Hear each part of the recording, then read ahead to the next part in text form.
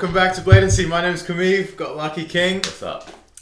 Shaq Stirling in the building today. Oh, my guy, my dog. Shaq in the house. Yeah. Hey yo, Blatancy's first guest too, bro. First fighting guest. Shout out to you for coming through, bro. Appreciate it. Thank you. No, all good, all good. Boys. But yeah, you fight out of CKB. Yeah. Obviously, that's your main fighting gym. Yeah. And yeah, well, we just wanted to get you in and talk about your last fight. You fought Peleti. What was his name again? Peleti? Yeah, Peleti. Peleti. Well, Peleti. That was your last fight. That was not that long ago. It was like 2 weeks or something like that. Yeah. I didn't watch the full fight. Yeah. I watched a little bit because I caught Jamie's live stream at the like wrong time, and then it was like halfway through second round, almost in the third, and I was like nervous because I was like, shit, it's a lot of back and forth. I'm like, who's winning? Who won the first round? I was like, shit. And then round 3 came. You were teeping him. You got him good to the body, and then you kept him away. And he was gassed out as well, if I remember correctly. And I remember hearing Jamie and everyone say, "Let your hands go. Let's go, Shaq. Let your hands go." In that moment, what were you thinking from like the build up to the fight, the walkout, round 1, round 2? I think that fight was like perfect because I pretty much felt everything. Yeah. Like, I felt the highs, the lows. I remember, I think because I took it on short notice. Yeah, I remember that. 2 or 3 days notice. Yeah. So it was someone had pulled out. Yeah. Initially, I was training for December 3rd. Was that ETK's? Oh yeah. So I was already at the fight camp getting ready for that. I was training for that too. And then maybe 2 weeks out from it, like nothing had been confirmed. Yeah. I'd just done like a 3.5 week fight camp with Yeah, you. it was us. Yeah. And then as we're getting closer to December 3rd, still like, hey, is there any opponent? Being told like, nah, nothing, but just keep training. Yep. And then it seemed that like, nah, 2 weeks out from that, there's nothing. So I kind of let myself go a little bit. I stopped training for like 2-3 days. Right. Probably gained about 4 kgs. Just because I needed to like decompress. Yeah. Because it's like fight camp. Yeah, sure. I wasn't really like dieting or anything. My weight probably climbed from 98 to about 102. Right. I walk around at 98. That's when I'm like, that's a good weight for me. I was at 102, and then Eden gave me the message in the morning, Tuesday morning, saying like, hey, we've found you a fight, but it's gonna be at the end of this week. Yeah. Oh shit. Like, oh no. Fuck. He didn't be doing that a lot, eh? I just kind of like half lied. He's like, "Can you make this weight?" And I was like, "Yeah, nah, all good." Because I want to fight. I don't want to give him any sort of doubt. Like, Because the shit you told me how you made weight was crazy. The amount of weight you had to lose over that short period of time was wild, bro. It's amazing when you get told like you're gonna fight, your whole mindset changes. Bro, straight up. So I was I think I like checked my phone at like 9:30 a.m. in the morning, got his message like, you're gonna step in for this show. Yeah. I don't even know who it was. I don't even know. They just said like it's gonna be at this weight. So I was like, yep, sweet. Yeah. And then I've messaged Nav because Nav's like my go-to guy. Yeah. And I was like, bro, supposedly I'm fighting at the end of the week. Weigh-in's on a Thursday night. It's a Tuesday morning. He's like, right, what are you weighing? I went down to the gym and I was like, whoa. Like 2.5 days or 2 days to like try and lose 9 kg. Yeah, that was wild. That's crazy. He just said, straight away start water loading. So I think I fasted for that whole day, and I was drinking like 10 litres of water. Fuck. 10 litres, that's crazy. To like flush out the sodium. Yeah. So I was like guzzling water, and then halfway through the day, I was like, I need to burn glycogen as well. Yeah, you need, obviously. Been eating a lot of carbs the last couple of days, so I went like 3 days out from the fight. I'm running 12 rounds on Air Street in the hot sun. Oh, crazy. And usually you're not meant to be training on that, like going into the fight. Yeah, true. So I remember putting on like everything. I wanted to like sweat, make my body sweat. So I put skins on, and then I wore track pants and then a hoodie. Yeah. And I like halfway through, I got to like round 6 or 7. I was like dying, bro. Yeah, just you showed me the exhaustion. video. I was like, bro, you look heat fucked. exhaustion. Yeah. It was like, but I just kept thinking about the fight. Like, the fight's gonna be harder. This is what it's gonna like. You know, that whole mental. Yeah, there's that whole mental battle. That mental barrier. Yeah. Fuck yeah. And that was cool. Like, I really enjoyed that. Like, it's giving you that drive, that purpose, that typical like for fighters' motivation. You know, you're trying to find something. Find something to pull from. Yeah. So did 12 rounds. Then I had like maybe some fruit just to kind of keep my sugar levels up. Yeah. Re-energize. I went into kickfit that night. I think I might have. Yeah. I think that's when I saw you. Yeah. And everyone's like, "Yo, I heard you got like, you know, something's locked down." I'm like, "Yeah, I'm excited. I've still got like some work to do." And then the next morning, I think like I checked my weight and I'd already gone down 5 to 6 kgs. Yeah. And like one day out, I still had like 3 to 4 kgs. Yeah, left. I remember when I saw you telling me that. Yeah. So that Tuesday was 10 litres of water. Yeah. 12 rounds of air street and 5:30 kickfit. And then it was a straight keto diet that night. So like lots of protein, fats. No carbs. Nah, no carbs, no sugars. No sodium, no like no chicken sodium. was yuck. Bro. Yeah, bro. It was like so bland. It was like dry, eating. It was like eating rubber, bro. That's gonna be me today. Yeah. But the weight just slid off me. Yeah, that's what happens. Wednesday was like a little bit more, like not as intense. Yeah. So just some shadow boxing at the park, skipping and whatnot. I probably drank 1 litre of water. Yeah. And then Thursday, it was just in the sauna. Yeah, last bit. No. Yeah, and like I wasn't too far off. I only had like maybe 1.5, 2 kgs to cut, which is not much. Yeah, it's not that bad. I know some of the UFC guys cut like 3 to 4 in like one day. Yeah, in one day. Crazy, yeah. For someone goes like 8. How the fuck you cut 8 in a day? Masvidal did what? He did a lot, For when he was fighting Kamaru Usman the first time, like he took it on 6 days notice and he cut like 18 pounds. I don't know how much that is in kg. Yeah, but that's a lot in like a day. Yeah, like it was a lot. Like he was dying. That's wild. Yeah, that's just they go hard. The only thing is like I think I went like I was I'd say like 2.2 kgs to like lose. Yeah, but like because I'm real new to this whole like weight cutting process, I wanted to make sure that I was on target. I was gonna like clear it. Yeah. Not just scrape through, but like really get to it. Because you know how scales are. Yeah. You like weigh on the scale, you're like, I'm on target, and then you finally get there, and you're like, you don't want to be that guy that must weight. Exactly. That's what I do. I always go under a little bit. Yeah. So even though I had to make like, I think it was 94, I wanted to aim for like 93.5. Yeah. You know, just to really just be give sure. that leeway a little. Because I've been to one of my brother's weigh-ins where we've weighed himself at the gym, and on this scale, and it says it's this weight. He showed up. Like missed weight by a little bit, but they gave him an hour to like just run around and burn it off. Yeah. So that's why I'm like always got that in the back of my mind. But on that Thursday, I went down to the pools at 10 a.m. and I think I was maybe in and out of the sauna over like 2.5, 3 hours. Yeah. And then I had like 6 hours to wait around, and my brother was like messaging me. He's like, "You idiot! You're not me. You went way too early. You're supposed to time this. Now now you got to sit around for like half a day dehydrated, feeling crap." Oh no! So I was like, "Well, I just wanted to be sure, I wanted to play it safe. Because I don't know how long this takes. So the last 4 so you hours. cut way too early, did you? Yeah. Fuck! I didn't know that. Because so I got there about 10, came out about 12, 1-ish, and then it was like, okay, sitting around for 5 hours now, and I'm like dehydrated as hell. Yeah. I was only doing like 10, 15 minute bursts in the sauna, which isn't much at all. But it's just like you're not hydrating. Yeah, you're not drinking anything. So you're just sitting, you just feel terrible. But nah, I think, so I went down from like 102, but then I ended up like, because when I left the pools, I was like 93.5, which is what I wanted to get to. But then when I weighed there, I was like 92.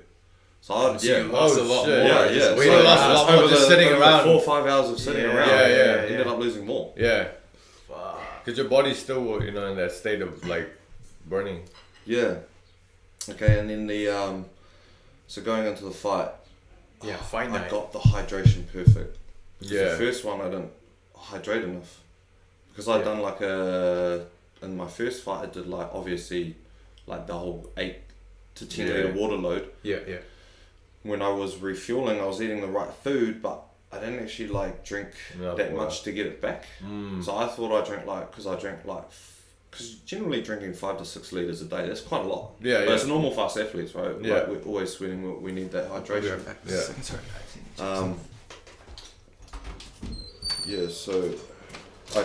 So in the first fight, I drank like 6 litres. I went into the fight and I felt so weak. I felt so depleted. It's like when you've had a cold, you've come back into the gym and like all the weights just feel heavy. I was hitting pads with my brother and I felt just like real depleted. And he even said you look dehydrated. Yeah, you looked flat too. You could tell. Like my muscles like just went pumped up. I was still like, I'm like quite an ectomorph skinny build, but I didn't have that like. Yeah, you can tell when a fighter's hydrated. This one I got perfect. Bro, I saw you. I was like, Jesus, bro, this motherfucker look. You look filled out. Like, you know what I mean? You could tell your glycogen stores were back. Yeah, bro. Like you looked like you were just ready to go. You know what I mean? Even when you were cracking the pads, I was like, holy fuck, bro. Yeah. 'Cause I was backstage, I was hearing you crack the pads. I was like, bro. That felt like a new power, bro. Like when I was warming up out the back, it's always funny, like. The whole day, because you're thinking about every scenario. Yeah. You're thinking about like what could happen, what's like the worst case scenario, like what it's going to be like when you're at your best, when you're at your worst. Yeah. And then it's something in the warm up where you just feel good. Yeah. And you like, it's that thing of like, you let go. Yeah. And you don't have any plan, but you just trust yourself. That's it. So, yeah, I felt really calm. Walking out there from where I'm warming up out the back, like no nerves whatsoever. Yeah.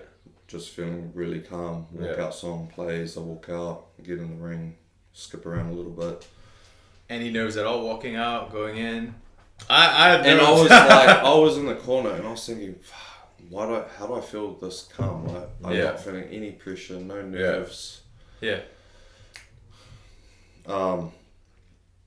The bell goes or whatever, we touch gloves, and that first minute I'm like in a complete flow state. Yeah. But I suppose that's why, like when my brother watched it back, he says, but like the thing is you kind of start on the back foot.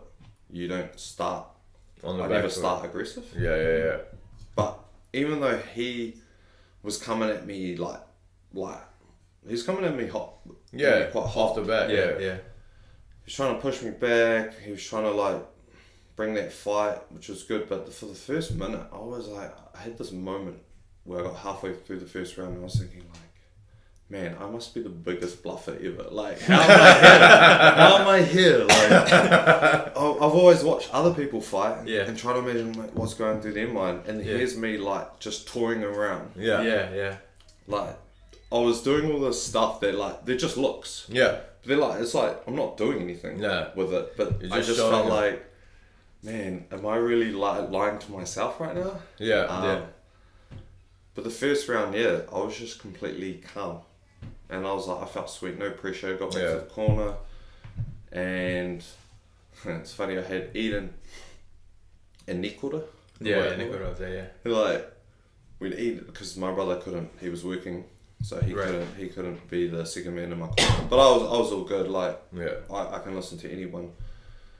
When Eden told me Nico was gonna come down, I was like, yo, I got a 3-time King of Kings. We were going back to the corner, Eden took my mouth guard out, got a couple of like breaths through the nostrils. And then I was like waiting for like some real cool advice. Yeah. And then like the bro was just like I remember like, okay, sweet, he's gonna give me like a real cool like some words of wisdom or something. Yeah. He didn't say anything. I was staying right next to Nico. Yeah, you were there as well. I was right there. I was in the corner. I was staying right next to Nico. I was like, you gonna say anything? Like, nah, I'm just gonna watch. I'm like, yeah. And then like, Eden I fucking love Nico. Eden was cool. Like he just said, game plan. It's like just stay calm. Yeah. If he gets close, he tries to draw that fight out of you. Shut him down, and then just go back to like picking him off. Yeah. Just so stay low. It was a simple game plan. Yeah. You know, just get, because from my first fight, Yeah. I had Eden, Navajo, and Corey, and those guys would just give me a lot. Yeah. You know, they were like, and they all had like good input. Like Corey's like, try work on this, and Nev would build off that. Yeah. And Eden would build off that. So I knew like, okay, this. But Eden just felt like he kept me calm. Yeah. He kept me calm because I he's think like, that's all right, important, he's bringing the pressure. We expected this. Yeah. That's his style too. He just comes forward. His last fight as well, we watched. He just came forward swinging. Swinging. Yeah. I saw a little bit of footage going into this, and so I knew what the game plan would be.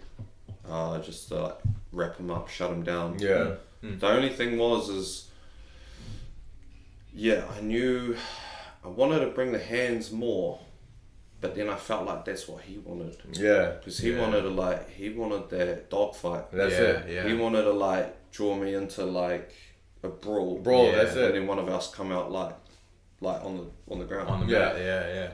And I could hear Jamie in the corner. She was like, "Yeah, bring the hands." Like, bring the hands. But then I could hear you guys, like, and I could hear Ahmad, and they were like, "Yo, just keep using the teeps. Yeah. It's working. Keep." Because I was yelling out like, just use your back teep. Because I realized that you could set your hands up behind that teep. Because he kept coming forward and the teeps were working. Yeah. He wasn't doing anything about it. Like, yeah, he didn't have an answer for that. Nah.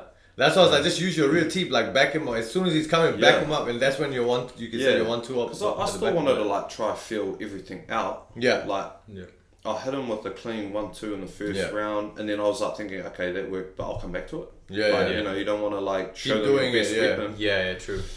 And then obviously like each round, like I was doing okay, but he was still coming forward. Yeah, he just didn't give a fuck. That guy, honestly, just ate a bunch of shots, bro. He didn't give a fuck. Nah, but you had some really good body work though, like the kicks, like your 8s to the body was fucking beautiful. His shit was red, bro. Yeah, like you could tell, like his rib was just fucking red, and like those head kicks too. You set him up nice. Yeah, but the thing is, he's crazy. That guy's chin is different. Like he just ate it. Like it was. Yeah, it's crazy. Well, it's funny because I think it was. Do you remember what kind of gloves did we? I don't know the sizes, but it was like either 10s or 12-ounce gloves. Probably, yeah. They're either 10 or 12. I'm out the back warming up. Yeah. And everyone's getting the flash. What is it? The padding. The hand wraps. Right, I was just like, Eden, like, do I get that? He's like, nah, just wear your like. So like really, like I had the like 10, 12-ounce gloves, but it was just like loose underneath. So like I hit him with some clean stuff, but I was thinking, man, it would have been good to have the extra padding. Maybe he would have backed up a little bit. Felt a bit snug in there. So I hit him with the 1-2. He's still walking forward, and then I'm like, okay, I'll just vary it. Yeah. So like I tried like a pump fake 2. Yeah. Tried to curve the 2. Tried to throw the overhand. Yeah. Like, I hit him with a few of it, but he was still walking forward, and I was like, damn man, this guy's like. But the only thing that was working with the teeps. Yeah. You know, but I don't want to be that. I'm trying to like evolve myself now for future like fights that. You know, you don't want to just have that one weapon. Yeah. But at the end of the day, like, you know... That was the only thing that was working though, you know, at the time. Like, exactly. The thing is you have all these tools in your box, but like, what's the right tool right now for this job? Yeah. You know what I mean? You have all the tools, but for this job, what's the tool that's working? So if that was working, just use that tool for now. Yeah. You know? And like the head kicks, they were more like duds. They were more to keep him second guessing. Or just to show some variation. Yeah, get him thinking a little bit. Yeah, it worked really good in the first fight because the guy was quite tall. And he had such a long neck. That finish is crazy though. Yeah. I'm glad you guys caught that. Yeah. But when it wasn't working, like I couldn't use that same move for this guy because he was shorter, he was stockier, and he just had that like, you know, that kind of guard. So I remember kind of feeling out a few kicks in the first round, and I threw one up like a high 4. Yeah. And it just like, I knew it wasn't going to like have much effect because it just, his shoulders were like hiding his head. It just like hit his shoulder and like go off. Right. And I was like, okay, it's going to be a waste of time. Yeah. But I'll just kind of just throw it out there. Just to kind of keep him second. Just show him different shit. Yeah. So first round, felt calm. Second round, I was like, okay, I need to bring it forward a little bit more. And then the third round, that's when I actually felt like tired. Yeah. Just after the second round, I went back to the corner and I was like, holy shit, like my legs feel like they're not underneath me. Right. And I was like thinking, man, I'm an idiot for running 12 rounds at each. Because now I'm feeling the fatigue. Yeah. You know, it's like what we feel in Spider. 100%. Yeah. The legs are gone. Yeah. My lungs were good, but it's just my legs. Yeah, it's just the lactic acid buildup. I was like, man, I'm feeling like I'm on Bambi legs right now. Like they're just wobbly. And the same thing, I don't think the corner didn't need to give me much. They just said like, yeah, just keep doing what you're doing. And in the first 30 seconds, he came, that's what I was thinking. I was like, I tried everything. And then I was like, for this opening, I'm going to try a calf kick. Yeah. I was like, yeah, that'll stop him. And then like, I try to like, I draw him in. And then I throw the calf kick and it like goes, he lifts his leg, my kick goes right underneath his lead foot. Right. And there was that moment where I was like, oh shit. Yeah. That's the moment where you fucked up. Yeah. And I was like, fuck, that's my best move. Yeah. Well, that was going to be going to be my idea of stopping him. Like, finally, like, this guy needs to back up because it's 2 rounds. He's still coming at me. Forward, And then the next 30 seconds, it was just him teeing off. Yeah. Like, really teeing off. Yeah. And Nav's always said sometimes when the opponent is like just teeing off, like what do his home crowd do or what do the supporters do? They start cheering. And then he lifts even more. And Nav says you've got to learn to like block that out. Cancel it out. Because then you're gonna think like, damn, now I need to win it back, and then you get caught into a gunfight, and that's where like someone's gonna come out. So I still stay calm, even though like that's when the 30 seconds is me shifting, he's just teeing off, I'm keeping a tight guard, he's hitting around the guard, and then I remember like his crowd really kicking off, like, whoa, go, like you. Like this, I was like, damn, am I really gonna lose now? Is this where I lose? And then I wrap him, shut him down. And then there was like a shift. It was like 5 or 10 seconds later, we're still going at it, and then I don't think I hit him with something good, but I turned him around. I somehow managed to get him off me, and then I just start lifting. I don't know where the energy came from. I remember that. Round 3, I seen that one. Round 3, Yeah, like the tempo, I was just like, oh no, that's what it was. I feel like after that 30 seconds of him just teeing off, like I saw a shift in his demeanour. And when I saw that, when I got a sniff of that, that's when I'm like, now I'm gonna lift. I'm gonna go above you now, and I'm gonna close it out. And then the next like minute 30 is me just like pushing the tempo. And you turned it up, and I was like, fuck. I was standing there, bro, and like, it's like you're like, fuck it, let's see who got the biggest dog in here. And I was like, bro, you were like letting your hands go and then through that leg kick, and you just started fucking giving it to him, but you're shifting while you're doing it too. Was gangster, bro. I think that's why you need that poker face. Yeah. You know, because if he hadn't have shown that he was tired, I might have thought like, oh man, this guy's like just got this. Unrealistic. He's just a tank, just endless like energy source. And what I like about the fight is, as well, is that you the moments where you were in trouble, right? You stayed calm. Like you got hit, you got rocked a little bit too. You ate a body shot, but you were calm. Like you were still shifting. You were calm. You were smiling. Like you smile even though you acknowledge the shot. You smile. You're like, all good. And you're still tired. And you still stayed calm. A lot of people don't know how to stay calm when they get in that kind of trouble, especially a tank like that that's hitting hard as fuck. Panic sets in. And I'll tell you what, the answer to that is shout out to the boxers. The Thursday boxing Shark Tanks, man. Like I was maybe for like 2-3 weeks, I just started doing some like boxing Shark Tanks. And at Thursdays at 4 p.m.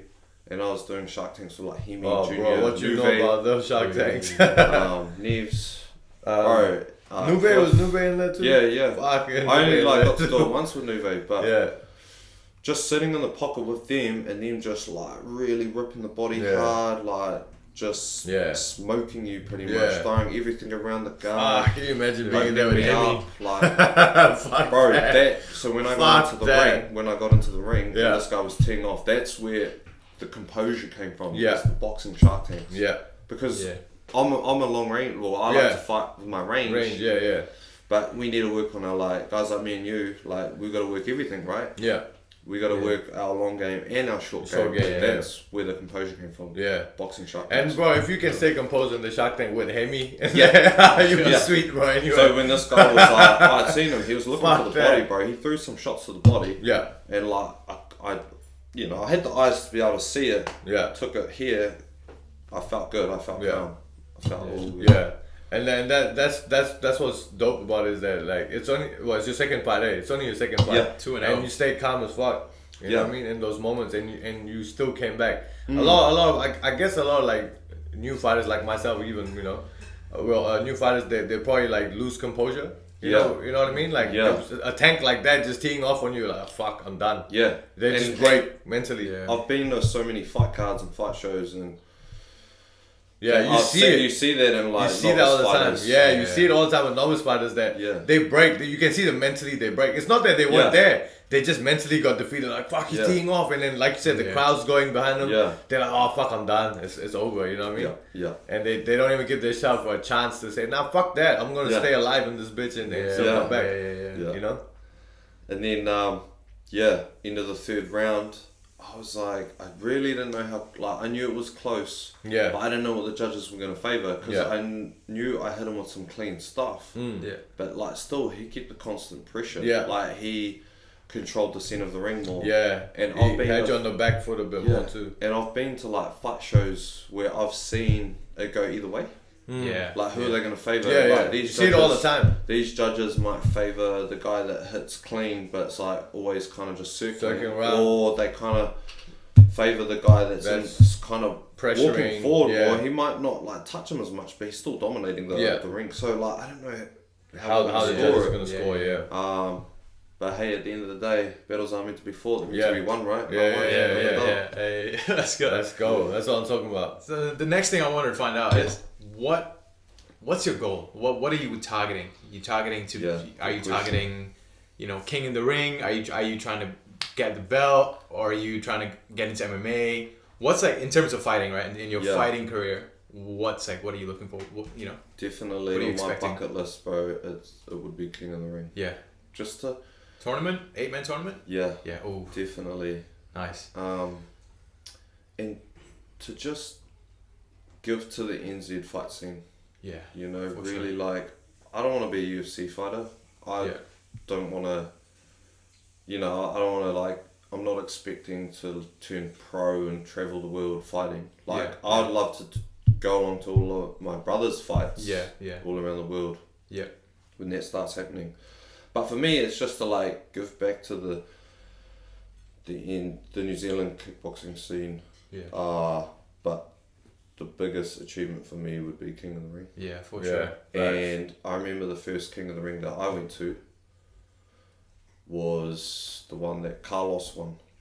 Carlos Alberg, because my brother was in that 8-man. Right. And that was huge. Like, for us, that was like, wow, this is it. That felt like, because I'd only just recently moved from Wellington to Auckland. I think that was 2019. Right, It was a 92 kg. My brother was on the come up, so he'd had like 5 or 6 amateur fights. And then obviously we knew about, like, Carlos from CKB and a couple of these other fighters. Jamie Eads. That was the first King of the Ring I actually even watched as well, because one of the boys from where I used to work was on there. Tafa Mr. So I know Tafa really well. Cool. I know Tafa real well. So Tafa was on their card. Oh wow. So I watched that old work fight too. That was the first King of the Ring I watched. I think that was a heavy. That was heavyweight, right? Heavyweight. This one was the 92. So this is the second bout that comes. The second one, right. Alright, that probably would have been the first one when I watched it. That's why we knew about Carlos, because we knew he was the favourite, because he was already King of the Ring. King of the Ring, right. Okay. And then, like, Nev was just like, he was 21, he was young, upcoming, he was like, wanted to be the next guy. Didn't quite work out. But that, it was the same thing. So he had that so Nev's fight on King of the Ring, he had that game plan of like, just stay long, pick and move. Yeah. And he lost by a split decision, but they favoured the guy who was like, maybe not technically as good. Yeah. A little bit more messy, scrappy. Yeah. But dominated the centre of the ring. Right. Dominated the centre of the ring, and I think that's what Nev's trying to install in me now is like, you need to be able to do everything. Yeah. Fight on the back foot and forwards. Yeah. So that was his moment of taking that loss for him was important because that's where he like leveled up, changed, molded his game, learned how to be more. He calls it evasive aggressive. Right. So like, yes, fighting forward, but not just getting into a brawl. Like still being smart about it. Yeah. That's what I'm trying to channel for this next upcoming fight. Yeah. Just coming forward a little bit more and letting the hands go. Yeah. So yeah, that's pretty much what I wanna. That's what I'm aiming for. Yeah. That'll be big, bro. That'll be massive. Yeah. If you get in the King of the Ring card, that'll be big. Yeah. That'll be and so it was seeing Nev like win 2 of them. That's when the thought popped in my mind, like, man, what happens when these guys leave? Because it's not a very big division anyway. Yeah. Like the light heavyweights, there's not many, like, I think there are a few out there, but they're just not as active. Like, as the lightweights fight, they have like 3 to 4 fights a year. Yeah. So the lightweights, there's so many. Maybe have like 1 or 2. There's so much in the pool for that weight class. Yeah. What's that moment like when you're in the crowd and you see your brother win the King of the Ring, which is the biggest show in New Zealand, right? Biggest kickboxing show in New Zealand. When you see that, oh, it's possible. Like, you know, we can win this shit. You know what I mean? Like we can become. Yeah. What's that moment like for you? A huge shift. So that one that I was telling you about where Carlos won. Yeah. And before he went to the UFC. Right. I remember just feeling so nervous for Nev. Yeah. Like real nervous. And like just some doubts are creeping in. Like, I know he's good and I know he's got potential, but I just hope for the best. Yeah. True. Yeah. But then something had changed from that one there. That was 29 March 2019. And then December 2020, which was like a year and a half later, this one, for some reason, I just felt so calm. Yeah. I couldn't believe it. Like, I had no nerves at all. Yeah. And then he ended up winning it, and then it was definitely like a really proud moment for me. Yeah, for sure. I can imagine. Him win that first one. Yeah. But not just like seeing him win the first one, like that's where he made a statement. Put everyone on notice. Yeah. I reckon you'd be doing the same as well, bro. Like, 100%. Just all it is timing, you know what I mean? Just a bit more time, a bit more development, and I mean, you're already there. You're fucking so skilled. It's just, I think I just definitely want to. I think it's not even timing. It's more like experience. It's just getting that time in the ring, just getting those fights to get you ready for that big stage. You know what I mean? Just getting the fights in, getting the experience in, and just understanding the game a bit more in the live environment. Because sparring environment, we're comfortable, right? Yeah. It's like we can always show out and do our best moves in sparring because we see it's the same people every time. We kind of know the crowd. We know it's our comfort zone. It's the environment. Are you able to replicate what you do? Like that's what makes Izzy special. Makes these guys special is that what they do in sparring, they're doing it in real life and not like in live event. Yeah. They're able to replicate what they're doing in here over there as calm as they are in sparring. Yeah. You know what I mean? That's the difference. Is because look. Like if you look at my kickboxing fight, look at how I spar. I spar differently. I'm different. Like when I'm sparring, I'm moving. You know what I mean? I'm a lot more comfortable. Yeah. But then when I'm in the fight, it's so difficult to replicate that in the fight. You know what I mean? If that makes sense. Yeah. I'm not doing the moves that I normally would catch everyone with in the sparring. So it's just trying to get comfortable with that. And when you get to a point where you got enough fights, that comes with fights. That comes with experience. They're getting more fights in. So I feel like once you get to that point where you get enough fights in where you're comfortable, like I can finally be myself like I am in sparring. Yeah. That's when you're ready for those big fights. If that makes sense. I tell you what, I definitely feel like my style is like, or my mentality in sparring or fighting is like, I just feel I like the word sneaky. Yeah, I'm just sneaky. Yeah. Like, oh, bro, fucking know you're like, sneaky. Man, like, why am I here? I shouldn't even be here. Yeah. Like, this sport, like, I don't want to be a UFC fighter. Like, this is my brother's dream. Yeah. And then somehow I got like wrapped into it. Yeah. and then I'm sparring all these like good guys. Yeah, but you have the ability these top to guys. You know what I mean? Yeah. That's the thing. Yeah. And then like I'm just that annoying guy that's like just keeps showing up. Yeah. Yeah. And then everyone's like, oh, is he like pretending to be his brother or something? Yeah. And then we're sparring, and you know, they obviously because of the experience, they're like lighting me up, and then but I hit them with something good. Yeah. You know, Yeah. I'm just, and they're like, oh shit, and then I get the respect. Yeah. And it's just like, yeah, I'm just sneaky, bro. Yeah. Yeah. Same in that first fight. Like the guy came at me hot, first 2 rounds. You know, he's a bit bigger than me. Yeah. And third round, And then I like, let's go. assassinated him pretty much, bro. I was sneaky, you know. I feel like that's sneaky. You let them think that they got you, and then you just come back like, nah, bitch, I'm still here. Exactly. Yeah. So that's what I'm manifesting, because I can't lie to myself. I can't bluff and say like, you know, I'm a mongrel, I'm a dog, I'm a fighter. Like those are the guys at the gym. Yeah, fuck yeah. Those guys, I see those guys are real fighters. Yeah. You know, I'm just some guy that's just trying to live while he's young.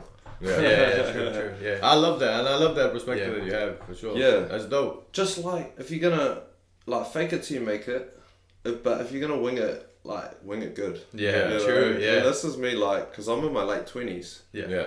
But I still feel like, because of the lifestyle that I'm living, you know, I eat healthy. Yeah. I don't have a partner or children, so I've got more time to train. I'm just like, facts. like, I don't want to get to 45, 50, look back and be like, oh, I wish I had given it a go. Like, I'm all in. All now. in, yeah. True. And I'm going to follow the blueprint, and I'm going to, like, not just my brother, but I look at all the other, like, athletes and fighters, real fighters at the gym, and I'm like, you know, I take a little bit from them. Yeah. You know, I'm like, I need to do that, I need to do that, I need to do that. The thing that I don't think I'll ever have is that, like, that true thing of, or like what you call of, like, being a fighter at heart. Like, when I say fighter, I'm thinking of, like, guys like Aaron Toe. Yeah. Dan Hooker, Okay. Dogs, bro. Yeah. Straight up. Mark Timms. Yeah. Kevin Juicy. Yeah. Those guys, those guys Yeah. are real fighters. Yeah. But me, I'm just like I just want to use my athleticism. To something, you know, to achieve something. Yeah, 29 in my prime, bro. Yes, sir. Oh, you 29 as well? I'm 29 as well, yeah. How old are you, Kumiv? I'm 25. Oh, I just turned 25. Oh, true. Yeah. Oh, that's similar to like me and Nev. Yeah. Oh, yeah, me. Yeah, now it's 26, 25. Yeah. Crazy, bro. Yeah. That's buzzy. Yeah. But so wait, you're a police officer as well. I know we're not getting into we're gonna keep it hush hush, but I just want if you know, you know. Yeah. I need to hide my drugs. No. I just want to find out, the police academy training, does that parlay into like your mindset at least? Maybe is it as rigorous, is it tough as kickboxing, or is it the other way around where your kickboxing training Nothing helps you, or is it completely separate? Nothing matches kickboxing. Nothing Yeah. matches. Kickboxing sitting on that VO2, bro. Like, that's why I have a respect for fighters. Yeah. Because my brother said it on a podcast, like maybe a couple of years back. But everything in life is hard. You just got to choose your hard. And everyone's like, I appreciate everyone's like, I just love people that are on the grind and hustle. Yeah. You know, people that do 4 or 5 years in uni to get a degree, or never studied but they're opening up a family business and they're grinding and they're doing that, and people providing for their like children. But this is like my way of like grinding hard, is trying to like live that athlete lifestyle where you're training twice a day, 7 days a week. So yeah, nothing even comes close to this. Like I feel like when I talk to people outside of kickboxing and fighting, and talk to my flatmates and just my other friends, they just look at, or even my colleagues at work, they say to me, wow, like, because they all follow me and they all want to know what I'm up to, and they're like, what the hell, you're like training again? Bro, training for me is like 30-45 minutes in the gym, walking on a treadmill and then going home. Yeah, true. That's most people, eh? Yeah. But I'm like, they're like, what are you up to today? And I'm like, I gotta hit weights for an hour and a half, and then I'm gonna do like go for a 5k run, and then I got kickboxing drills. You know, like, but that's like, that's normal for us. Yeah, that's normal for us. I forget that sometimes too, you know, I forget that that's not normal for other people. They look at it like, what the fuck? Yeah. They look at it like it's crazy, but to us it's like, it's just another day, bro. Yeah. You know what I mean?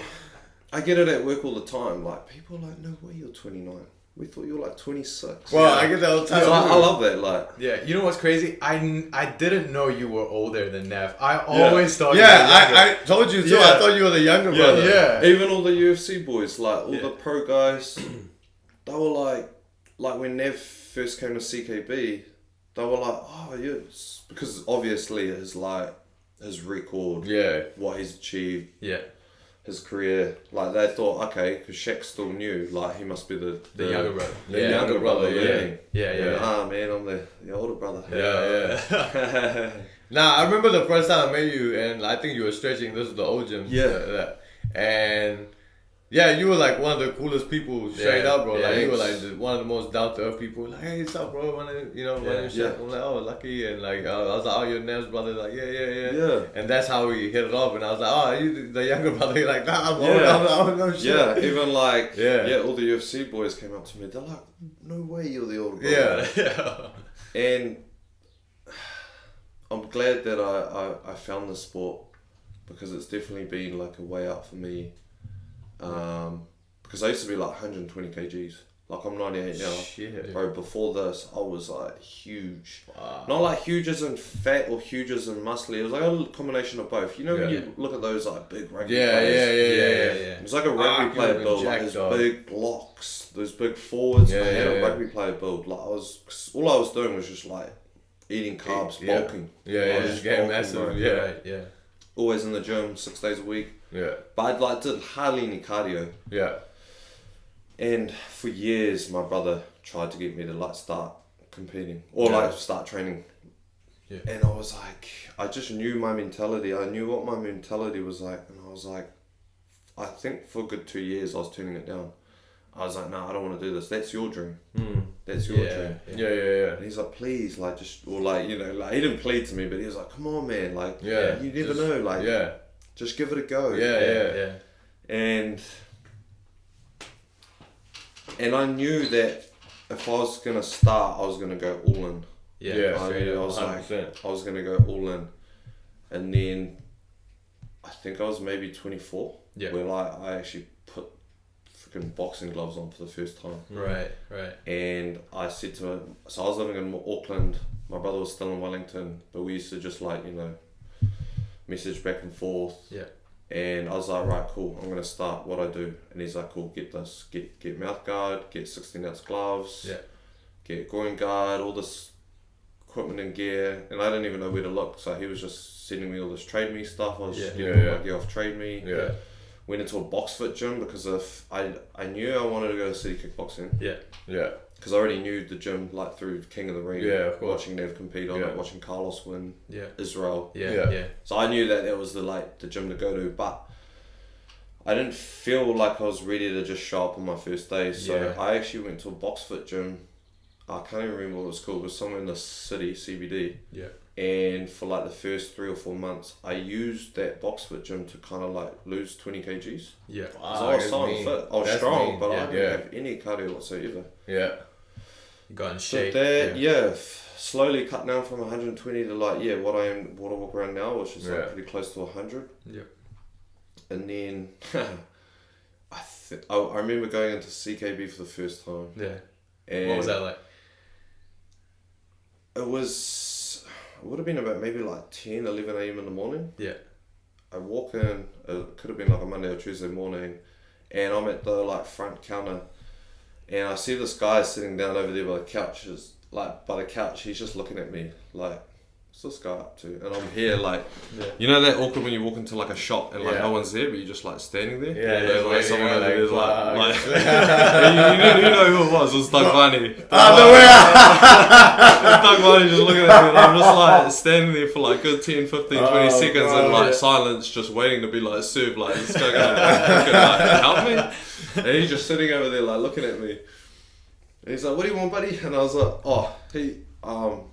I'm just looking to sign up. And he's like, oh yeah, cool. And then straight off the bat, like, I'm like, never even sparred before, done anything. All I've done is like hit a heavy bag. And then I like put it to him, I was like, I want to be a fighter. And he's like, oh yeah, have you trained before? And I've been like, yeah, I've been training for like 6 to 9 months. I was like, I've been training for like 6 to 9 months. He's like, yeah, we take our time at this gym, you know, we go pretty slow. Yeah. And he's like, looking at me, he's like, what's your weight? And I was like, 100 kgs. He's like, yep, sweet, sign me up. Yeah. And then that first year was cool, man. That first year, I think it was 2020. It was just like, we are like always messaging my brother, like, okay, diet, what's the fighter's diet, or the what kind of trainings do I do? So everything started like shifting. All of my training started like adapting to like the lifestyle that we have now. Like, hey, before I was training like just general powerlifting, bodybuilding stuff to the gym, but now I'm like, alright, I want to use this training for purpose to like. That's it. To you know. That was kind of like me too. Started doing yoga. Started running. I never ran, and now like I've been running like pretty much twice a week. Bro, hard. Every week for the last 4 years straight. Yeah. Right. I was going to the drills, and I had long hair back then. Oh no shit! I need to see this. I had long hair back then. I used to tie it up. I need to see this shit. Just a phase that I went through. Yeah. No, this gangster. And that's right. I remember. So I was messaging Nav. I was like, "Yo, Nav, I'm finally at CKB. It's crazy. Like I see all the UFC guys, Israel, Carlos, and these guys didn't even know who I was. Yeah, they didn't know I was related to Nav. Yeah. But they just, that's right. And then I went to boxing sparring. I'd done like week 1. Yeah. Then I like snuck in on the Saturday boxing, and I thought like to go to boxing, you just had to be brave and just show up. Yeah. And I didn't even know how to defend. Like I was throwing some punches, some jabs, and then this guy who wasn't even a fighter, just some guy that just did it for like, you know, lifestyle. He rolled me, bro. I got wasted, and my nose was bleeding. And Steve saw me and he told me to like, go clean that up. Because I was like, my nose was bleeding, and because I didn't know how to defend myself. Like I was kind of like blocking it here and like hitting me on the guard. Fuck. And then I sent a picture to my brother. I was like, bro, and like when I sent that picture to my brother of me like bleeding from the nose, I thought I was a man. I'm a fighter now, bro. And then I show up to drills on Monday, and this is like my second week. Yeah. And Doug like looks at me. He's like, "Were you at sparring on Saturday?" And I was like, "Yeah." And he's like, "Don't ever show up again." But you didn't ask me. Like I was like, "Ooh." He's like, bro, you gotta get invited. You gotta get invited to like spar. But I didn't know that. I didn't know gym etiquette. Yeah, fair enough. I didn't know gym etiquette. I just thought you had to be brave and just show up. And then, so still training 6-7 days a week at CKB in the mornings. I was doing all the morning classes because back then I was working as a PT. So that was my line of work before. Yeah. And I used to PT in the evenings. Right. So I used to do 8 AM boxing, 9 AM kickboxing. And I did that for like good 6 months. And back then when you were doing those drills, it was Doug's drills, and you're doing it with like guys in my class was like Mark Timms, Kevin Juicy, Brad Riddell, Shane Young, Kai France, all those guys. They weren't just doing 10 AM MMA. They actually used to do the earlier drills. Yeah. Right. And I tell you what, I could just see the look on some of these guys' face, because all these guys are fighters and not me. I'm just some random tall guy. Yeah. And they're probably thinking like, man, what the hell's this guy's deal? Like, why is he still showing up? Yeah. And then it wasn't until I wore this shirt to the gym, and it was I don't know if you've ever heard of the Line Pit. Gym? Yeah, I've heard of the Line Pit. Yeah. Oh, I think you told me about it. It was a Line Pit shirt. Because that was my brother's previous club before he came to CKB. He gave that shirt to me for Christmas. Right, and then fought out there. That's I wore the Line Pit t-shirt to training, and then I saw everyone looking at me because I was wearing like another shirt from another gym. Yeah. But that put like 2 and 2 together. Yeah. Because I remember, I think Doug was giving a demonstration, or he was showing us like the combo, the drill. And I remember looking around and everyone was like looking at me like, they were looking at the shirt. Yeah. After that class, I was out the back. Jamie, she comes up to me. She's like, "Do you have a brother?" do you have a brother that fights? I was like, yeah. And she's like, does he fight out of Wellington? I was like, yeah. And she's like, are you Navajo's brother? I was like, yeah. And then all of a sudden the word was out, like 6 months later, they're like, oh, that's who this guy is. Yeah. Fucking Navajo's brother. Yeah. And then they're like asking me like, oh yeah, what's his deal? Is he thinking to come here one day? Like, And then everyone's like, okay, that's who this random ass tool guy is. This is Nev's brother. Nev's brother, yeah. So yeah, but then, so they were all asking like, how's he doing? You know, is he gonna come here one day? Yeah. And then I'm gonna digress a little bit. No, I'm gonna come back to King of the Ring. Yeah. The first one that he won. Yeah. Okay. So like, obviously I kept training over like 10, 11 months. Yeah. Same training format, 8, 9 a.m.s every day. And then King of the Ring's coming up, like 8 men. And there's a few boys from CKB going for it. They're in the 8 men. And I know that my brother's in the 8 men. Yeah. And everyone knows that my brother's, you know, one of the like potential favourites. Yeah. And so there's definitely an energy shift at the gym, like, but it was like in a good way. Like there was like that respect I had respect for the fighters that were going for that 8 man. Yeah. But you know, they knew that I also had the brother that was in it as well. Yeah. Oh, so they might have thought, oh, maybe you're sharing information. Yeah, bro. Possibly. Yeah. I was gonna say that. Makes sense. Yeah, because it was Cam and Rebel. I remember Cam. Yeah, I know. Cam was telling me he fought in the same card Nav was in. Yeah. Yeah, and like, but we were good. Like, Nav would never ask me like, what's Cam like or what's Rebel like. We never even talked about that. Yeah. And whenever I saw them hitting pads with Eugene, I'd go to the other room. I wouldn't even be there. Yeah, I wouldn't be around. Just out of respect. Just out of respect. Out of respect. Because I don't want anyone to think of me as like a spy or anything. Yeah. But they knew who I was. Yeah. And they knew who was gunning for that. Like you know, that 8 men. Yeah. So, but yeah, so that happened. He ended up winning. Yeah. Everyone in the gym knew who he was now. Yeah. And then, so he won. I suppose you could say he put everyone on notice. He made a statement. Yeah. Like he did so well in that tournament. Oh, bro, he killed that shit. He took it. Yeah. And then Nev was messaging me shortly after that, and he was thinking like, I'm thinking of moving. Do you think I should move to CityKickboxing now? I was like, yes. Yeah. Straight away, I was like, yes. You've already achieved like what you needed to achieve there. Yeah. Like you need to move now. And then he was like, oh, but the gym want to keep me a little bit longer. Maybe like give me more fights overseas. I was like, no, bro. It'd be awesome to have you there. Yeah. So I said, wait, how about we do this? This is gonna be the plan. So he won that in like, I think that King of the Ring was like early December 6th or something. December 5th. Around there. Yeah. And then I was like, what's your plans for Christmas? He's like, nothing. I was like, bro, how about I get you up here, train at CKB for a week for Christmas? Yeah. I'll talk to Eugene. Yeah. And he's like, oh, yeah, that'll be mean. So I talked to Eugene. I go back to training. I was like, hey, Eugene. Like, he kind of knew who I was. Yeah.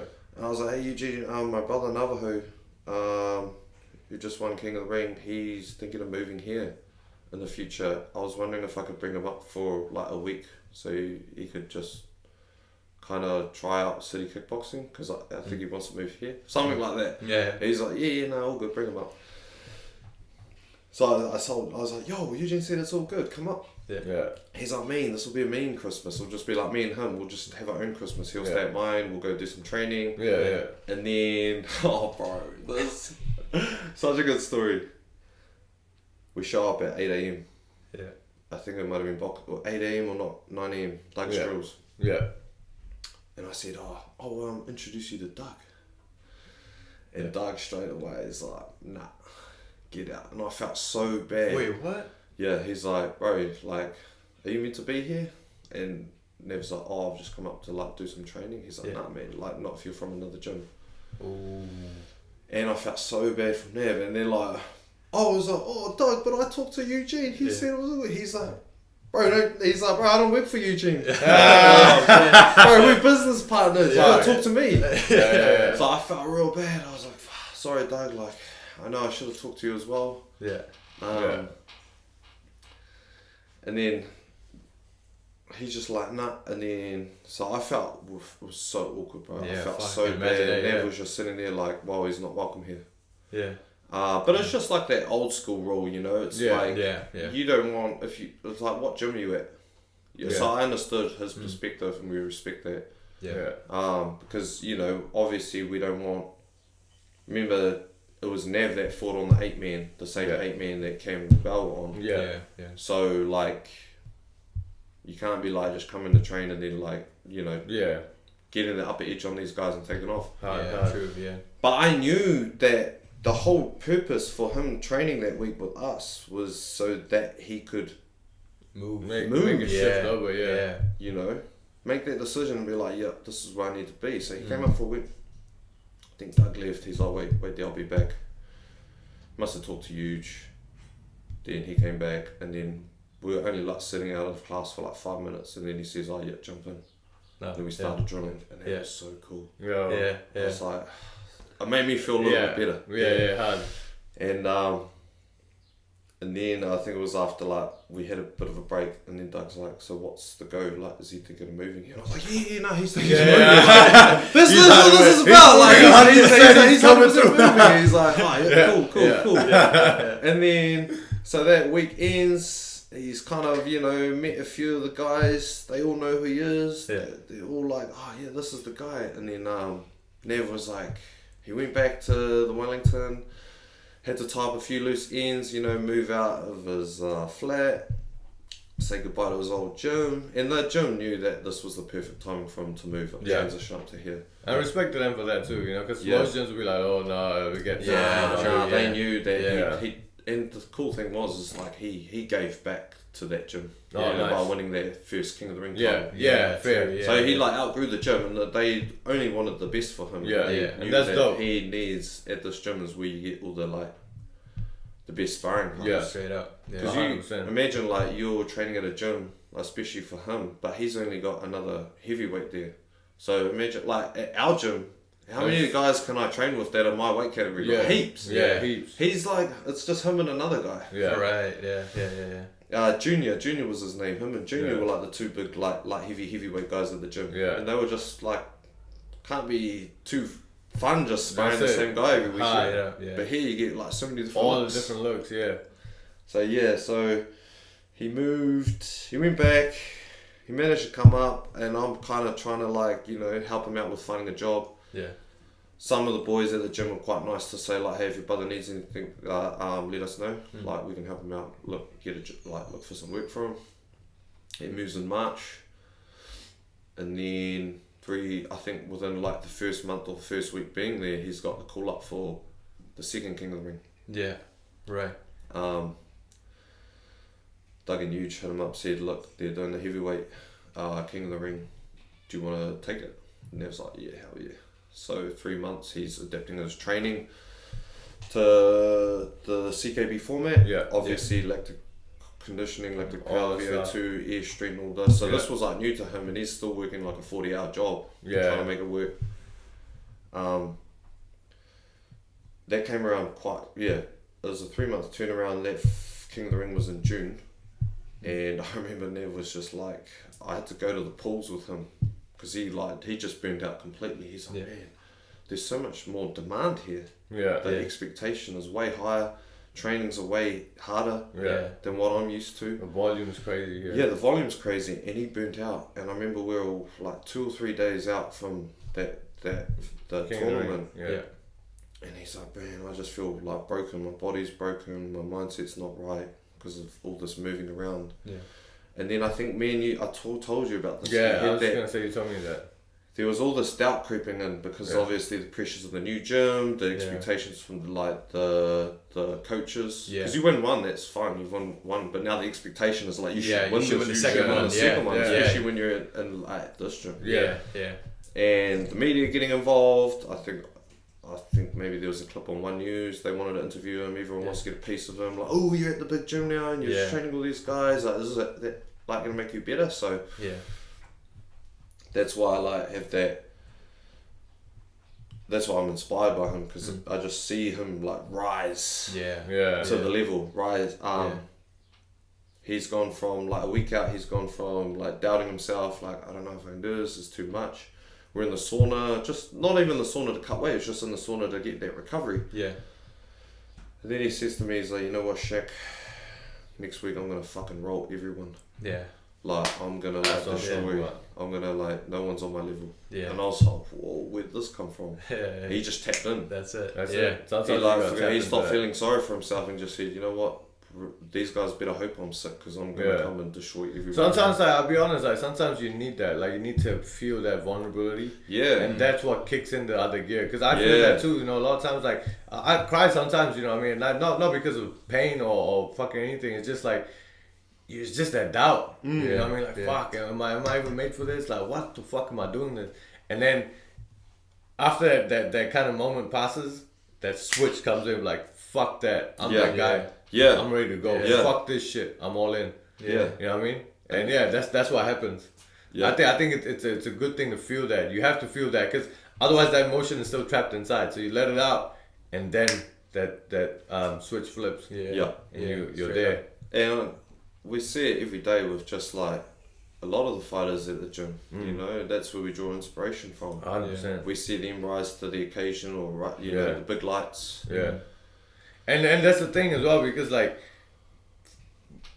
a lot of people see the fighters, they only see them from the outside. Yeah. We know what's happening to them behind the scenes. Yeah. You know, whatever they're dealing with, injury, whatever it is, like we know what these guys are going through and how they perform there. It's like, fuck. Yeah. He was going through all that, and look how he still performed. Like that's what, you know, that's what being a fighter is. That's what that switch is about. Like Carlos, you know what I mean? Yeah. No one knew he couldn't fucking walk. Yeah. The dude's leg was fucked. Yeah. He couldn't kick. He couldn't even check the kicks properly. No. He only had his hands. And look at what he did. You know what I mean? At the highest level. This ain't fucking, you know, like your local show. This is UFC we're talking about. You know what I mean? He got a killer in front of him. And look what he did. Yeah. And no one knew until afterwards that this was what's wrong with Carlos. Yeah. Right? You know what I mean? So that's the beauty of having that mentality, like that going through. I'm sure you would have went through the emotion, like fuck, the doubt and everything. Yeah. And then that moment came where that switch would have flipped for him. Boom, fuck that. Yeah. I don't give a fuck if my leg is fucked or not. Yeah. I'm that guy. Nah, I was really impressed with that. Yeah. Another performance I was impressed with was Caeden Skipper. Oh, bro. What the hell? Brother. Crazy, my brother, because obviously I don't train with the MMA boys. Yeah. But Nev's been like, you know, just putting Caeden's name in it for a while. Yeah, yeah. And obviously I don't see the work that they do. Yeah. But that was really impressive. That is unbelievable. And the because I'd seen his opponent fight before. Live. Yeah, I have too, yeah. And I was like, I just knew like, ooh, this guy's like explosive, he's powerful. Yeah. And he's super experienced. Like, this was Caeden's first or second kickboxing fight. Yeah. Yeah, so crazy, bro. I feel like he's definitely got that mentality. 100%. Caeden, and for the age he's at as well, he's only 20 years old. Bro. Yeah. Bro. But the thing that I like, the fighters that I look up to are the guys that just have that nice balance of like being a dog but being like technical. Yeah. You know? Precision as well. Precise. Yeah. Then just know their way in the ring and just having that, like I said, the comfortability. Like balance. Very balanced. Yeah. Same with Titus Proctor. Yeah. Man. Oh, he was clean, bro. Very balanced. Yeah. When I say balanced, like it's a thing that I'm trying to work on. It's like, because I know from my last two fights, looking at it, I look comfortable like fighting on the back foot. What I'm trying to learn is knowing how to be more aggressive too. Yeah. Not just like being a dog, but being a little bit more like having a little bit of both. Yeah. And when I watch guys like, when I watched Titus, bro, he was very well rounded. Yeah. Technical, composed, balanced, clinical. I think that's a good word for it. Clinical. Yeah. Because he knew how to like just put people away without taking too much damage. Exactly. You know? And the thing is, like I said, on Titus, like his fundamentals are so sharp. Like he's not doing nothing wild or crazy shit. Nah, it's not too erratic. Yeah, it's not too erratic. It's just balance. The basics. Yeah. He just knows how to work behind his 1-2s. It's just his jab and his cross and just using those two weapons. But what separates the basic that everyone has from him is that his understanding of when to land it, where to place it, and the timing and the space that he needs to be at to land it. Because you get guys who are like too jittery. Too jittery, or they're just spamming it. He doesn't spam. And then they're slipping over and falling over. And he knows exactly, right now's the time. 1, 2. Yeah. That's it. And then he knows when, okay, my body shot's ready to go now because he's respecting my jab and my cross. Now I'm just going to do this body shot. Bam! Because their gloves are going to be up. Yeah. But he just knows the timing. His timing and his understanding of when my shot is going to land. It's going to land. Right now, if I do this shit, it's going to land. Yeah. He just understands. And it's just the basics. He killed everyone with basics. Yeah. Literally, that's all he did. And that's why he won, right? That's why he won. He won with his basics. Yeah. You know what I mean? He didn't do no flashy shit, no spinning fucking backflip, no spinning kicks. Yeah. Just basic. Yeah. Basic shit. Yeah. You know? Speaking of MMA and Caeden, have you ever considered MMA at all? See, that was the thing. Because think about the small gloves. Bro, surely get one. Yo. I reckon. Let's go. I feel like, I mean, I first started training like combat sports at 24, 25. Yeah. But like I was saying before, like my goal was King of the Ring. Yeah. You know? And then obviously this year there were like a few ups and downs. Like I had that first fight. I was like, finally after 3 or 4 years of just training, I finally got my first like fight. Yeah. March, did really well. Got the TKO. And then 6, 7, 8 months like just of like nothing. Yeah, true. And then I realized like at CityKickboxing, you can be a kickboxer, but most of the guys are like, you've either got to like multi-dual, multi-roll. You've either got to do a little bit like you want to be a kickboxer but training with the boxers. Yeah. Or a kickboxer but training with the MMA guys. Yeah. You can't just be training kickboxing alone. Yeah. Unless you've already had kickboxing fights. Yeah. So I said to Nev, I was like, man, like I'm just not getting much activity. Like I want to be competing more. Like I don't get me wrong, I even thought about like, shit, is it best if I leave the gym and go to a smaller gym where they can put more time and focus on me? Yeah. But Nev's like, nah, you've either got to do MMA, you've either got to like do boxing, because Eugene's looking after the MMA guys, Doug's looking after the boxers. Yeah. And like they kind of just take turns at like, you know, looking after the kickboxing. Yeah. So yeah, it was either going to be MMA, training alongside the MMA team, or training alongside the boxing team. But there's enough guys. You got the MMA guys. You got enough guys here. Yeah. True. So I was like, right, I want to be a kickboxer. Yeah. But I know I need to up my training. So I'm going to jump in with the boxers. That's when I started doing the boxing Shark Tanks. Yeah. So I'm getting more work with them, those boys. So which I'll continue to do. Yeah. Yeah. So. Wait, what were we talking about before? MMA. Oh yeah. So I don't think MMA is for me. Yeah. Fair enough. Nah. But you reckon you'll get some boxing fights though? You reckon? You might do one or two boxing? Nah, just kickboxing. Kickboxing's the goal. Like, kickboxing, to be honest. Yeah. But even to stay active in between, like if there's no kickboxing fights, would you take? I would. Yeah. I'll take boxing. I'll take anything. I'll take MMA, boxing, or kickboxing. Yeah. Honestly, like it was crazy because like I was supposed to fight last week, a boxing fight, and they have this MMA fight next week. Oh no, it would have been the boxing fight. Would have been this yesterday. I would have been on that card, but Eden said not to. But otherwise, it would have been this boxing. I would have done MMA next week, and then the following, I would have done the kickboxing. That's but I would be. Boxing's hard, bro. I know, but I just want to do it just cause. Why not? I want to experience it all. You know what I mean? Yeah. And just stay active. It's about being, like I said, for me, I wanna get comfortable being in there, in the environment. I don't care about winning or losing right now because I'm not professional. These novice fucking records I don't give a fuck about the novice records, you know what I mean? That's just me anyway. Yeah. I just want to get active and I want to feel all the different the different sports. The different how do you say it? Sport? What do you call codes? It? Arts. Yeah, different codes. Yeah, I want to feel the different codes. I want to feel what it's like to be in a boxing fight. I probably will get fucked up, no doubt. Yeah. You know what I mean? But it doesn't matter. I want to feel it. You know what I mean? I want to be in there and feel it. I'll tell you what, I did jiu-jitsu for a week. Yeah. So when I take you back to when Nev came to CKB for that Christmas week. Yeah. We did some training. Yeah. obviously he wanted to like feel out everything, not just the kickboxing but the MMA side of things, because that was his end goal, was like I want to come to CKB because I want to be an MMA fighter, I want to go for the UFC. So I was like, he needed a partner in jiu-jitsu, so I was like, I'll be his partner. Yeah. Didn't like it. I hated it. It's just not my way of thinking. Yeah. Did you do gi or no gi? No, it was no gi. No gi. Yeah. I did it for a week and I was like, fuck he's like, bro, when are you gonna come back? Like, I'll give you a gi and all this. And he gave me, and I was like, nah, it's not, like maybe. Yeah. Like, I feel like I'll pick up jiu-jitsu when I'm like getting older. Yeah. Like my 40s, 50s. Yeah. You know? But right now, I just want to like put everything into the like kickboxing. the king of the ring. Yes, sir. Vision, yes, sir. Yeah. So that's why I want to be a specialist, and I definitely feel like the boxing is what I need. That's why I'm going to continue to train alongside the boxers, because like, I mean, I can hit like some basic stuff like 1-2 and like a jab every now and then. I don't use it enough, so I need to like become a specialist at it. Yeah. Because I'll like start off with it, and then I'll like completely like just shy away from it and just start kicking.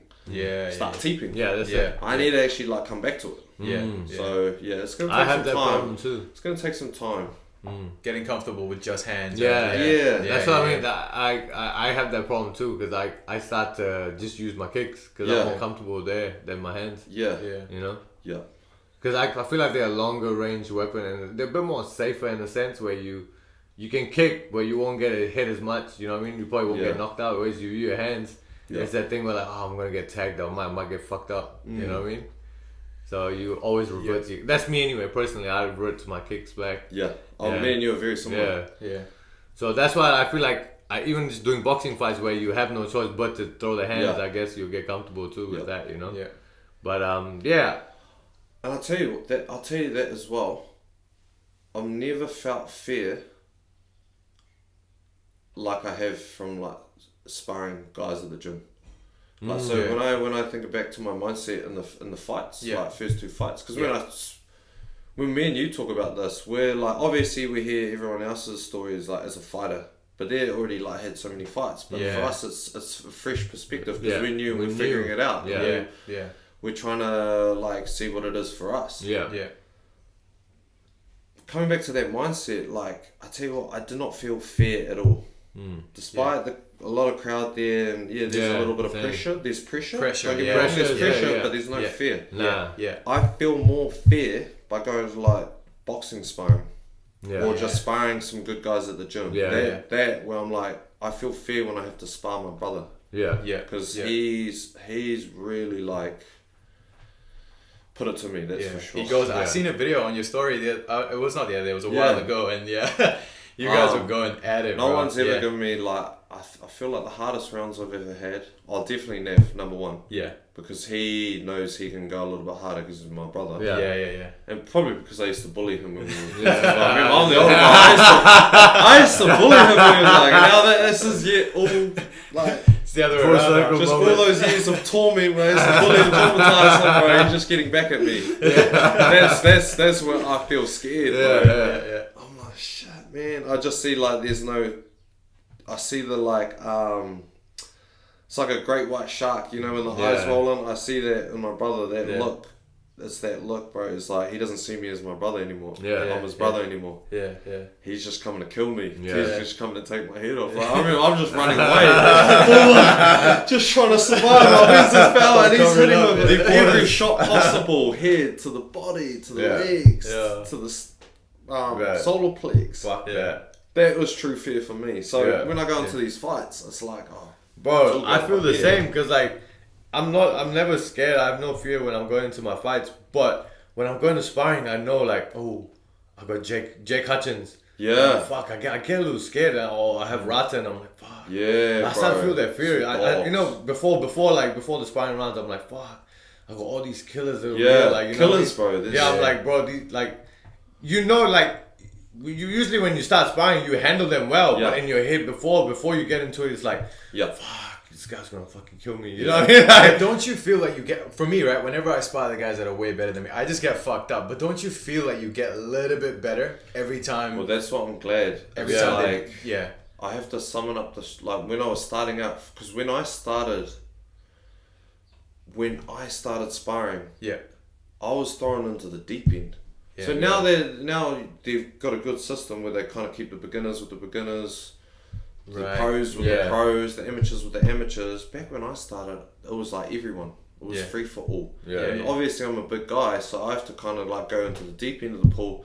Bro, when I started and I had like not even a skill set. Like I'd just done drills and I was trying to like piece it all together. I was thrown into the deep end with Mark Timms, Kevin Juicy, Cam Ralston, all these guys. Because they're weight class in a way, right? Yeah, so they need the body. I was just getting absolutely like annihilated. Just getting lit up. But for some reason, I just knew that it was part of the process, process, keep coming back, even though like that's how you're going to get better at it. You don't like doing it, doesn't matter, you still have to do it. So I was like, man, what? Like that's where I felt like, man, I'm the biggest bluffer at the gym right now. But then like 2-3 years later, I'm finally getting in the ring. I'm like, man, this is crazy. Like I'm here now. Like, Right, and you're winning as well, 2-0. Yeah. Every fight's just you just get better and better. Yeah. Your next one's 2 weeks from now. You just fought 2 weeks ago. And in a month you already got your next one up.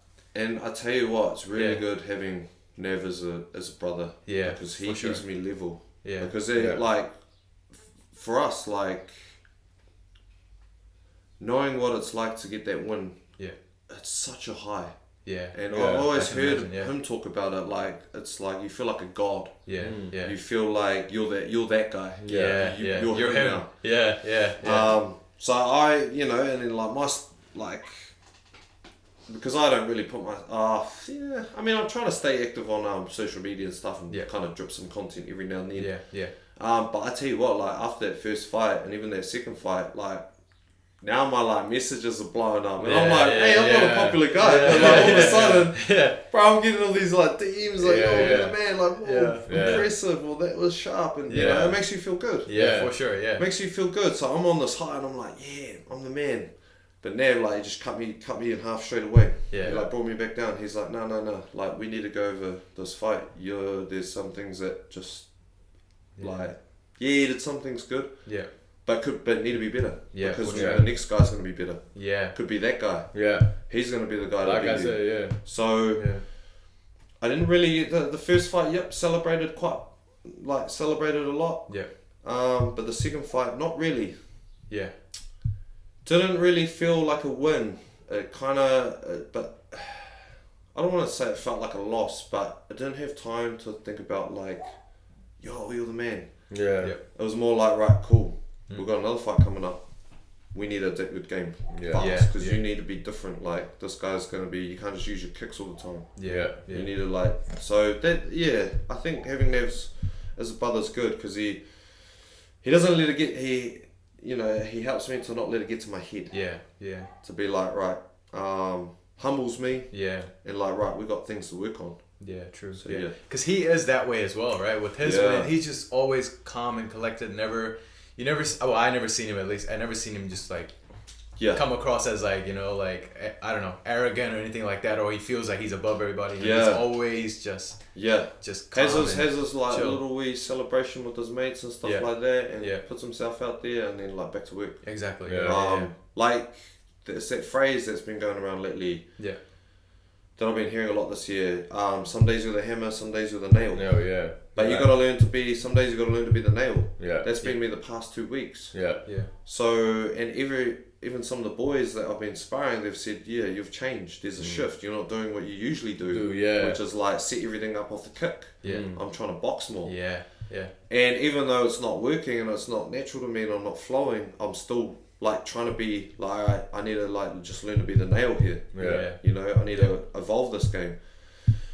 And same thing that we mentioned before, like when you look back on like all of Navajo's fights, he wins differently each time. So coaches don't know how to game plan for him. They're like, he's one with kicks, he's one with shots to the liver, overhand rights. Everything. The recent one slammed to the head as well. Wrestling. But see, that's crazy. What he's trying to install in me is like you need to like work your overall craft. Don't just show up the sparring and don't just show up the sparring and just strengthen your strengths. Own your weaknesses. Don't just. So that's what I've been doing the last 2 weeks, and that's why everyone's noticing. Like, oh, you're different. You usually throw this kick. You're not throwing that kick anymore. Yeah, like, I forgot, you know, like, what is this? So, yeah. That's what I'm going to try to take forward in this next fight. It's not just to get the win, but to try and bring a little bit more. A new version. Yeah. Sorry, guys. No, we're good.